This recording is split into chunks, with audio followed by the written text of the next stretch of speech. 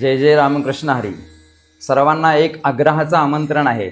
आमंत्रण म्हणण्यापेक्षा हा माऊलींचा निरोपच आहे. यावर्षी माऊलींच्या जन्माला 750 वर्ष पूर्ण होत आहेत. त्यानिमित्ताने भव्य दिव्य प्रमाणामध्ये ग्रंथराज ज्ञानेश्वरीचं पारायण होणार आहे. या पारायणामध्ये सर्वांनी सम्मिलित व्हायचं आहे. हा पारायण महोत्सव, हा अखंड हरिनाम महोत्सव ज्ञानेश्वर महाराज संस्थान कमिटी आणि श्री क्षेत्र आळंदी ग्रामस्थ यांच्यातर्फे होणार आहे.